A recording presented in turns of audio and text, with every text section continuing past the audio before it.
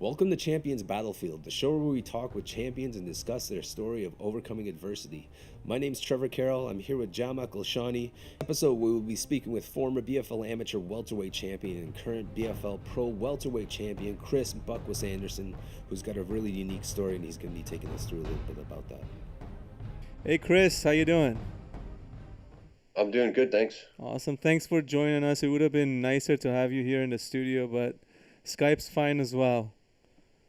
Yeah, thanks for having me. Thanks for taking time off of your training. I know you got a fight coming up in, 2 weeks here? Yep. Probably spending a lot of your time training, so thanks for coming out. Why don't you just take a few minutes and tell us a little bit about your childhood, where you grew up, and what things were like? I grew up in the Comox Valley. This is where I was born. And I went to school here. And growing up, things were all right. I mean, I struggled in school a little bit. When I was younger, it was always like getting into fights in school, and instead of doing my work, I would distract other kids with crazy noises and stuff like that. What kind of noises, man? What kind of noises? Yeah. Oh, I don't know, man. Like whatever kind of noises I can make. Like, yeah, I'm not too sure. Nothing specific. Like all kinds of crazy stuff. But I was always getting sent home from school, and so of course I'd get in trouble at home, and I spent a lot of time being grounded and stuff like that. But I guess that's how I had fun. Was like it was like my game to mess with the teacher or something, you know. I wish I was better at playing sports when I was younger, like growing up, but I wasn't very athletic growing up. I think it had to do with my diet. Like I was like addicted to candy, like straight up. Like I would skip breakfast and like try to hustle up like 75 cents so I could hit the candy store before I get to school. And I think that was a big problem growing up, was my diet. Like I was real small and skinny and just not very athletic, man. And but growing up, other than being in trouble all the time was pretty good, you know. You mentioned you were getting into a lot of fights and stuff. What was happening there? Were they pushing you around, or what was the deal? Yeah, you know what? It was usually like other groups of kids trying to mess with me, and then I was just like, well, like I would just stand there and be like, well, screw you guys, and then try to fight with these groups of kids. And then what's funny is they'd go tell the principal on me, and they'd be like, those five, their words versus mine. So they're like, well, all these guys are saying you were going crazy. Those are the guys whooping my ass. And then I would get suspended. They'd all go back to class. It was just a nightmare, man. But like I would always show up to school early, and that's when it would all happen. Like I don't know why, I just like to walk to school early, and I'd wait outside for the doors to open at 8:30 or whatever, and these kids would be there, and yeah, So first thing in the morning, you were getting into the scraps? Yeah. Then I would go right to the principal's office, and I'd have to sit there, and they're trying to ask me why I'm going crazy, and I'm just saying, hey man, I'm just waiting for the door to open, and these kids are calling me names or whatever. So then I start saying things back, but then it's all their word versus mine, right? So Chris, growing up, you're First Nations, right? So growing up in a small town in the Comox Valley, was there any difficulty with like prejudice, or is that some of the stuff that you encountered when you were younger? Well, a little bit, yeah. Like it was something like if someone knew I was Native, that was like something they could throw in my face if they needed to, right? But for the most part, like for me, it's a little different because if you look at me, you're not gonna really notice I'm Native, if that makes sense. So it like randomly, people aren't gonna come up and say derogatory things to me because they're not really gonna notice that. But if someone I didn't like knew that, they could say something, you know, that was just something they could use. You know what I mean? Growing up, also, I guess you see a lot of First Nations youth around the country that probably don't get the opportunities that a lot of other ethnicities get, how does that make you feel when you see that they don't get the same opportunities that someone like yourself would get, or somebody in like a larger community would get? Well, yeah, for sure. I mean, obviously, that's not good, right? And I think not a lot of people really know what's going on in these little communities or what it's like because they're not exposed to it, right? But like, because half my family is native and from reserves, I've kind of seen into that world a little bit, you know.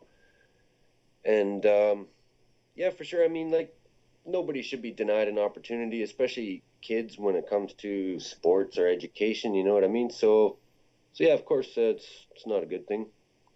Chris, what's tell us a little bit about later in your sort of when you're a teenager. You told us about these issues you were having at school, but outside of school, things were okay, or are you having trouble with the law? What's going on there?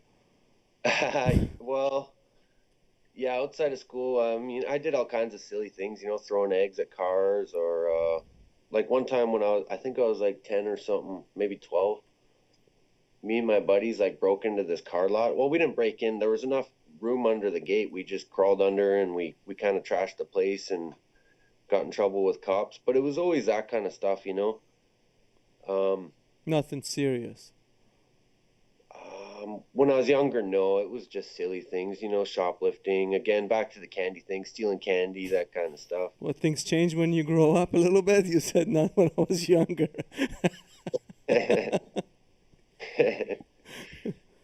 Why don't you take us forward a little bit when you're, 16, 17 years old, just kind of uh, growing up? so when I was 16, I actually just left high school. Mm-hmm. Um, I was in grade 10 at the time, and I got through half the year, just barely passed. But then I really just kind of gave up after the first semester or whatever it was, and my GPA actually went down to zero point 0.0. I remember showing everybody. I was like, "Holy shit!" I was like, "Look at this. Have you ever seen a zero point 0.0 before?" And shortly after that, like I left school and basically to hang out with my friends who were, you know, smoking weed and drinking beers and breaking into cars at night. Like basically, I didn't want to miss all that stuff at school, going to bed early and that. So I actually started leaving school to hang out with those guys and get up to no good. And that did that continue for a long time? Um, yeah, I mean, about 4 years. Like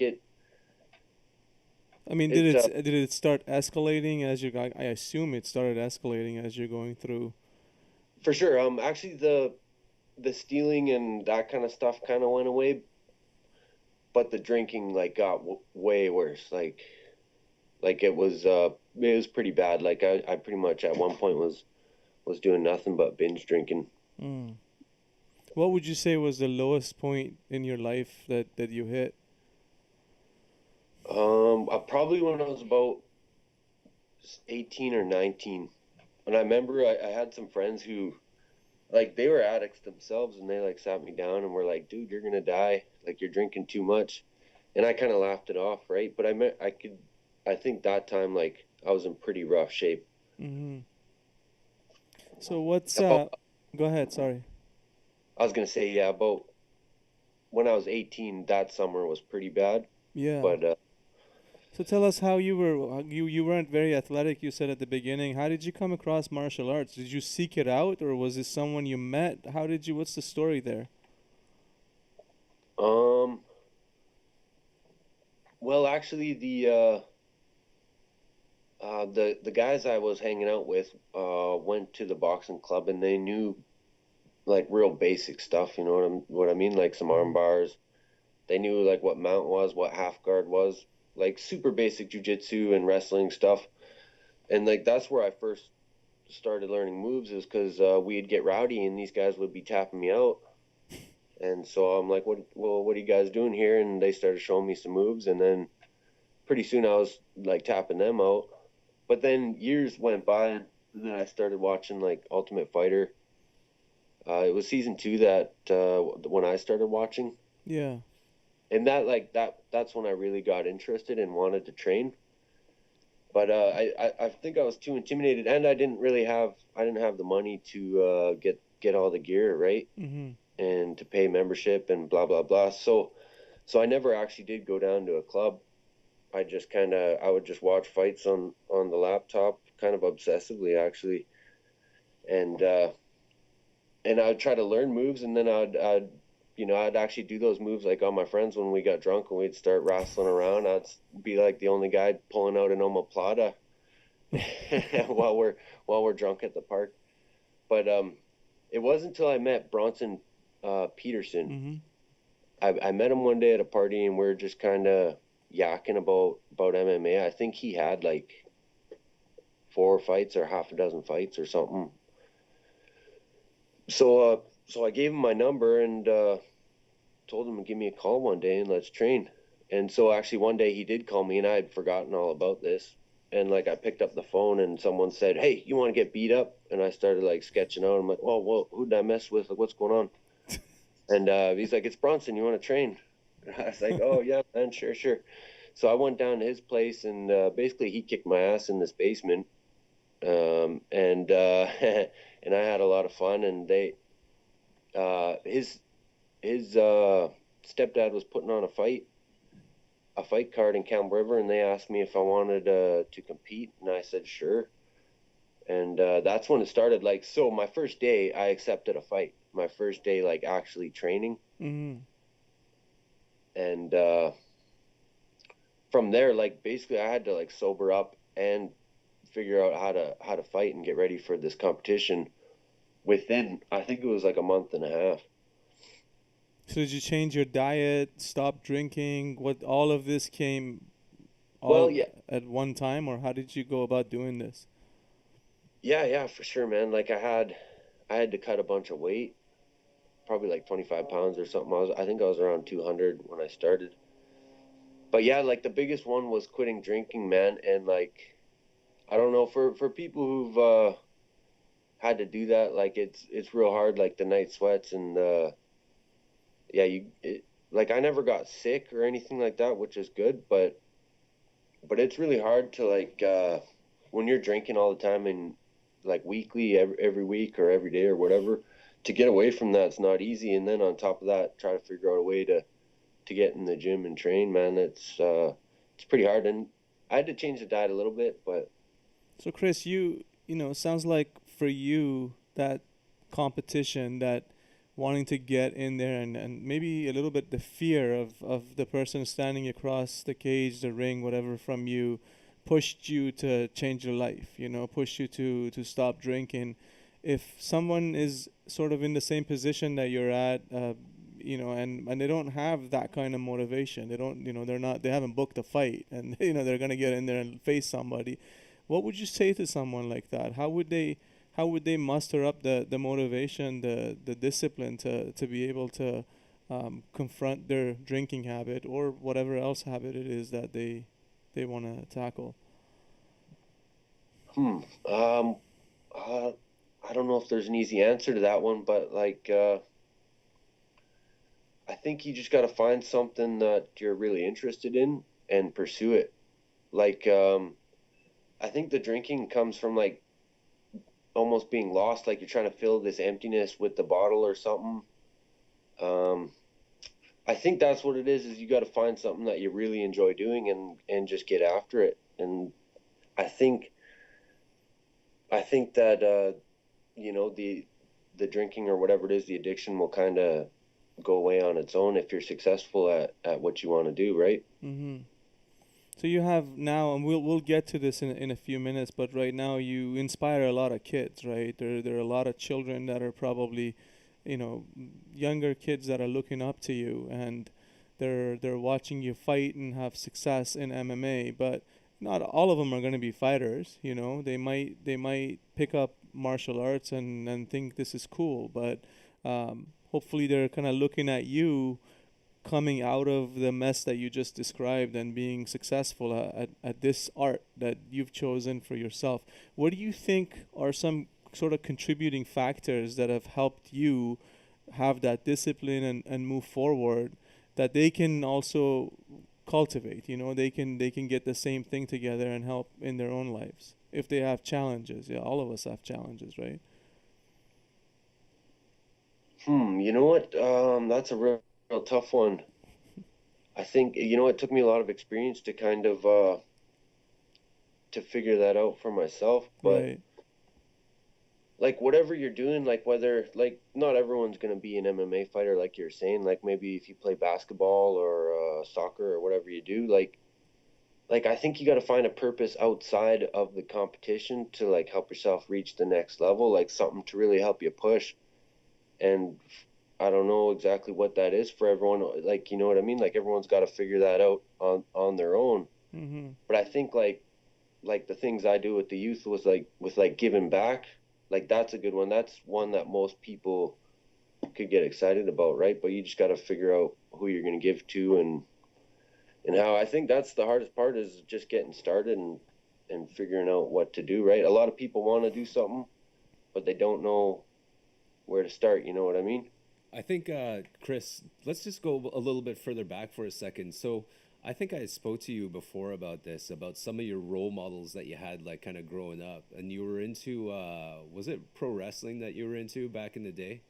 Yeah, yeah, for sure. Yeah, maybe just talk to us a little bit about some of your role models growing up and how that kind of shaped your persona. I think in MMA when you first started. Um, yeah, yeah, for sure. Like when I was growing up, I really loved pro wrestling. Like, before I found out it was fake anyway, there was a little bit of disappointment with that.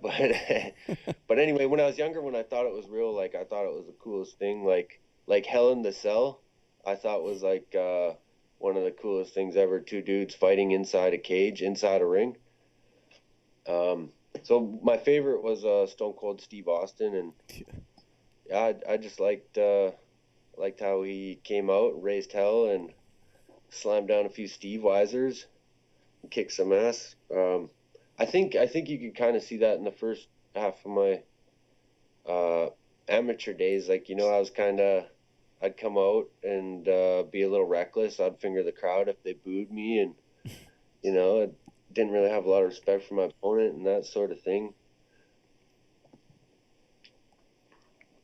I'm sorry, I kind of lost track No, of what I that's was. okay. So you did have role models back then. How about nowadays? Now that you are a role model yourself, do you find that you're giving back to people that don't have role models?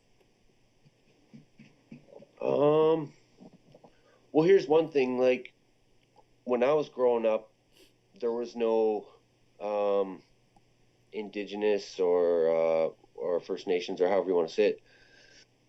Like there wasn't a lot of indigenous role models, like whatever it was in pro wrestling or boxing, um, music artists or whatever. You know what I mean? There wasn't a lot of that when I was growing up, and that kind of helped like make the transformation into the wild man of the woods. Is I mean nowadays there's a lot more um, people who are doing similar things to me, right? And it's given like native kids on the reserve or in little communities or wherever they're at. It's given them someone they can relate to and look up to and say like, hey, well maybe I can get out there and achieve my dreams. So there was a lot of like different role models to look up to, but like not a whole lot of Aboriginal um, like athletes and stuff when I was growing up, anyways. You just mentioned the wild man in the woods, the Buckwest personality, which has really come out. I think for you, I think once you started your pro career, I think that persona or that personality for yourself is really strong, and it's something that you can really identify with. What was the process like going through, not creating that character, but like allowing that to come to life? Man, that's a really long story, but like to start, um, because I kind of fought like if you look at my style, it's not as technical as other people. It's a little more like a little more primitive, right? And it first came up because just the word wild man, like kind of like I fight like a wild man, right? That's how it started, and it just evolved slowly over time into what you see today. Like people started like noticing what I was doing, and I had a cousin make me a mask, and I had other cousins show me some dance moves, and yeah, it's been like a long process, and it's just slowly evolved. So you one of the things that you're doing that's really outstanding, Chris, is you've started to give back to the community, and you know you're taking the money you're making fighting, a portion of it, a pretty good chunk of it, and you're buying gear for the youth, for community centers. What kind of prompted you to do that? First, the giving back thing, and also the fact why did you choose to give sports gear back? Was this something that, do you think sports is a good outlet for kids to engage in, to keep them out of trouble? What are some of your thoughts there when you guys decided to go do that? I'm really glad you asked that. And like back to my point earlier about how I got out of drugs and alcohol, it was a pair of boxing gloves, Mm. just a boxing gloves and a $5 mouthpiece. And from there, I could start training, right? And then that got me where I am today. So, and not everybody wants to fight or be a boxer or whatever. So I'm not just going to go around giving boxing gloves to everyone or whatever. But the idea is, I just want to give these kids the tools they need to do what they want to do. Maybe they want to be a basketball player or a soccer player or volleyball or figure skating or whatever it is, right? Um, so so I understand like a pair of boxing gloves completely changed my path and brought me where I am today. And so I'm hoping to change somebody else's path with maybe a basketball or a hockey stick or whatever, you know what I mean? Mm-hmm. So help them, give them something so they can get into sports. What's your vision? What do you see yourself continuing to do this in the long run? What are some of the goals that you've maybe set for yourself in terms of giving back, in terms of youth, as you move forward, and hopefully you become more successful, you make more money as you move forward. What are some thoughts that you have about that? Um, you know what? Just one more thought back to the last question there. Like sometimes if kids don't if they don't have the toys or sports equipment to play with, they start doing the things I was doing, and they start throwing eggs at cars Mm-hmm. or playing with fire or whatever, right? So it might not seem like a lot to some people, but some good like brand new equipment that you want to use can really make a difference in your life. You know what I mean? Right. Maybe some people might not understand if they've never had nothing or little, right? But when you get like a brand new like goalie equipment or something, and it's got that new gear smell, it's Mm-hmm. fun to put on every day and to get out there and to play hockey or play basketball or whatever it is, right? Right, it gives you that extra motivation to get in there and play the For sure, sports rather than doing something else. for sure, it makes you wanna play. Like when I got new gear, it gets me excited to train, right? If I Mm-hmm. got stinky old gloves and the ink is dyeing my hands and they smell horrible, I'm like, man, I don't want to train today. I don't want to put on those stinky gloves, and you know what I mean? Right, right, absolutely. So just Anyway, sorry, could you repeat that yeah, last yeah. question? So I was just wondering if you kind of started small, right? You started the very first batch of the stuff that you gave out was small, Oh and yeah, just recently I saw that you started making unique soccer balls and things like that. So you're definitely expanding this mission, and I yeah. just wanted to see if you've got a vision for this. Is there somewhere going with this? What's like if you had a lot, hopefully soon you'll make a lot of money and you can continue to do what you're doing. Where do you see yourself going? What do you see yourself doing? Okay, so yeah, I'm glad you asked because actually I'm just starting up a foundation. It's Mm-hmm. called Bukwas Foundation, and like Nice. basically I'm just gonna be doing the same things I'm doing now, but we got the charity number. It makes it easier for companies to sponsor. You know what I mean? Okay. Because there's paperwork involved, and they can't just give me money. They need a charity number, and there's certain things you got to do. So this is going to open the door to get company sponsors and government grants that will help me purchase more equipment and visit more reserves. And basically, like, it's going to grow as much as I grow, right? Mm-hmm. And it's something I'm going to continue to do, and we're expanding. Something new we're going to do is we're going to look for individual athletes. Like, we're going to, by word of mouth, just find out who's really talented, and we're going to sponsor them with whatever they need for training, and maybe they need help with registration fees or whatever it is. And basically, like, that kind of gives me extra motivation every day when I'm training. Like, straight up, like, when you're getting ready for a fight, like, you go every day, you're going through moments where you want to quit. And I don't mean like quit altogether, like I'm done at martial arts. That does happen, but what I mean is, like, on your first run in the morning, you can't go forever. At some point, you're going to tap out and say, well, that's it for me, right? You know what I mean? Yeah. And there's going to be times in jiu-jitsu class where you're getting choked out, and you're thinking, man, I want to quit right now. I got to tap out. Or maybe coach is squishing you in side control, and you're super tired, and instead of fighting out, it might be easier to just tap or put yourself in a choke or whatever. So my point is that keeping in mind what I'm going to be doing with my win bonus helps me not quit on each one of these battles that I got to face, like, every single day, right? Mm-hmm. And then it translates into what I bring in the cage as well. When you're going to these communities and you're seeing these young kids get these things, and some of them haven't had new sports equipment in years, or they've never even seen hockey sticks, or they have, but they don't get these things. Just tell us about, like, your mindset. Like, what do you feel when you see these kids get all these things, and you're almost like they're a hero to them? You're like the role model that you didn't have back then. Right. When it's happening, I don't know. I'm just I have fun doing it. Like, when I get to actually visit and play a game of ball with them or whatever, it's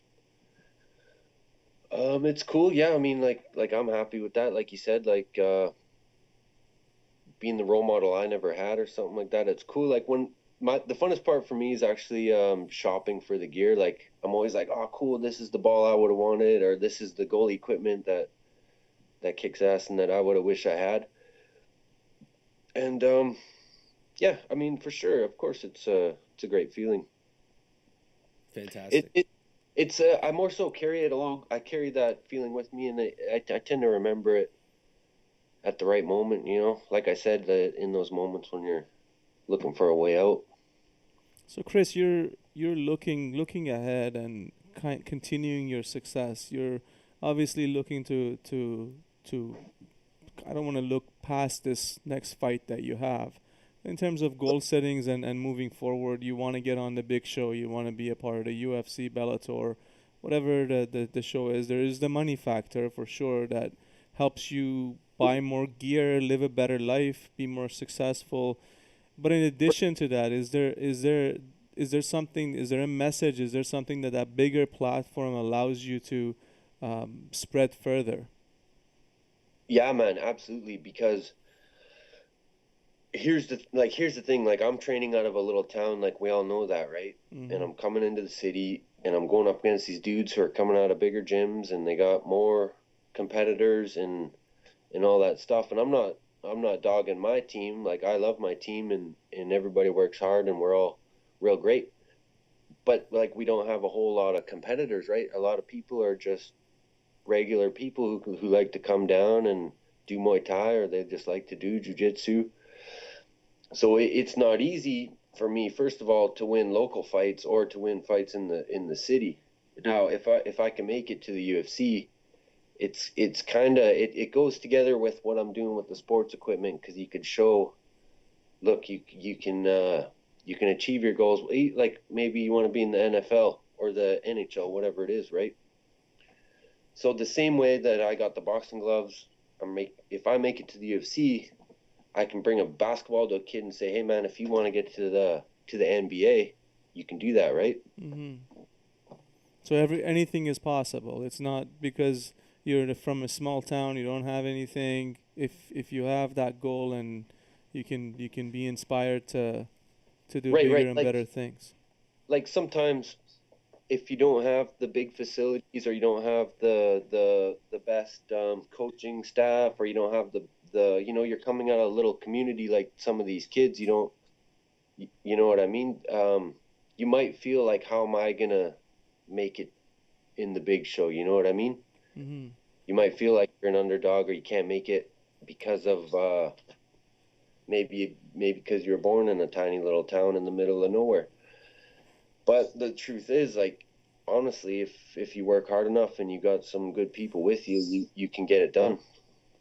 So Chris, one kind of, we're getting towards the end of this here. One question I have for you is, a lot of people look at other athletes that get in the cage, close the door, look ahead in front of them to the other opponent, and just beat the crap out of each other, right? And that's all they see. They don't see anything else. They don't see Yeah. the time, dedication, anything else that's going on in the background. And obviously, you know firsthand about that. You know what it takes to be a successful martial artist, a successful fighter, even prize fighter, right? Can you talk about that a little bit? Maybe shed some light on what are some things that they don't see. They just see the blood and whatever else is happening through the fighting. Well,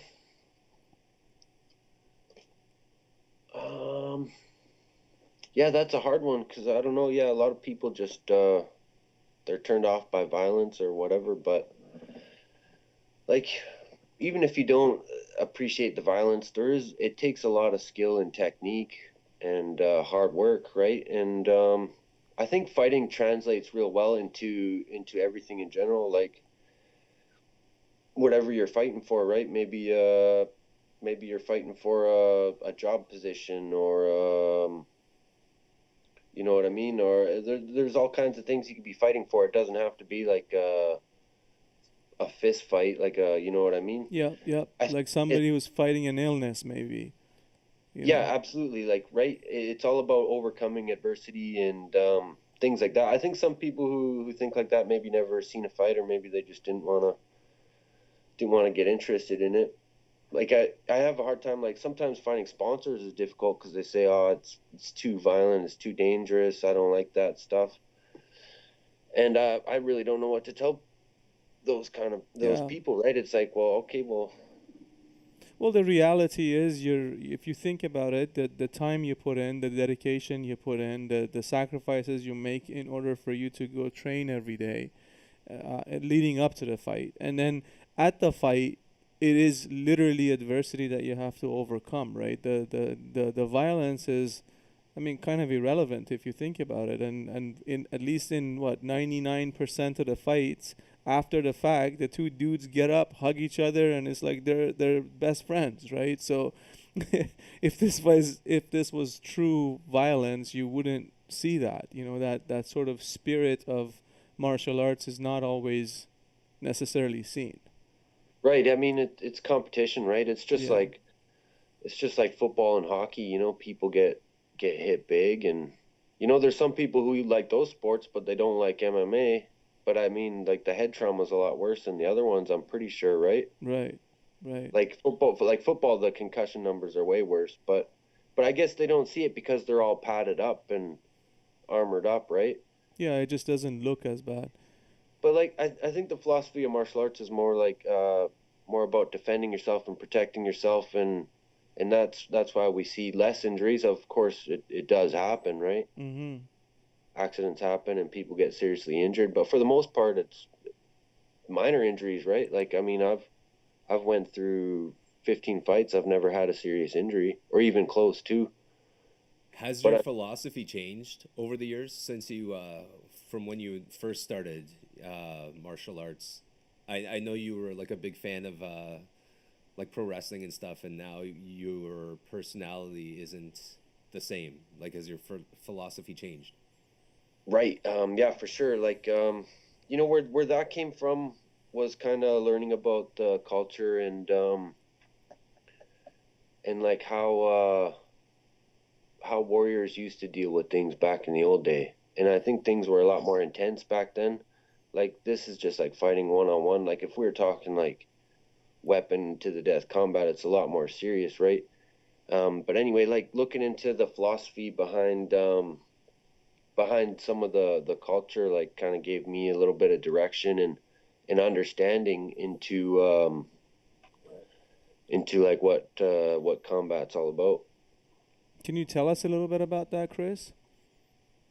I'm sorry, about which? Just what you just talked about the culture and the things you've learned, that sort of warrior spirit. What?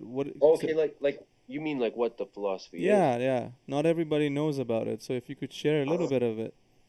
Okay, and this is back to the donating to the kids. Like that was one main thing, is like that's that came up quite often, was that the warrior's job was to protect people and provide. It wasn't about being the baddest dude around or the toughest dude, or about cracking skulls. You know, it was Hmm. about helping those around you. Helping people in need. Right, right. Like that was the job. Sometimes, some days, that is what it was. It was cracking skulls, but but that wasn't the main goal. Sometimes that just that needed to happen for whatever reason. Maybe it was to protect or provide or whatever. Right. Chris, you've got a fight coming up, like we talked about at the beginning, pulling you away from your training against Jared Ravel. He's coming down. You're going up. What's going on? Tell us a little bit about it. All right. So you know what? It's a huge fight, and he's coming down to 80. Actually, it's a catch weight, and like basically for me, I've been having trouble making 70 with the new 8% hydration limit, and I just wanted to fight. Like, I just wanted to not have to deal with the weight cut. And like my last fight was 80, and the reason why we took, like, normally I wouldn't take this fight against Revel, but it's at 80. We're both capped. You know, we can only hydrate 10%. And it's for that middleweight title. Like, if I can get that middleweight title, I mean, I don't know if the UFC can deny me for much longer, especially with you know, Arsene Boulard just getting signed. So a lot of BFL champs have been signed, and if I got those two belts, then easily I think I'm next in line. What's your biggest motivation for getting into the UFC? Like, if you had an interview just now and someone from the UFC said, "Why should we sign you?" Other than you being, an exciting athlete or whatever, what is your biggest motivation for getting to the big show? My biggest motivation, well, uh, like you, Like like, just the stuff you just talked about with yeah, giving. that's what I was gonna say. Yeah, I've kind of already. Do you want me to touch up on that again? you've already answered it, but yeah, go ahead again. I mean, what motivates me is first off the money and the exposure.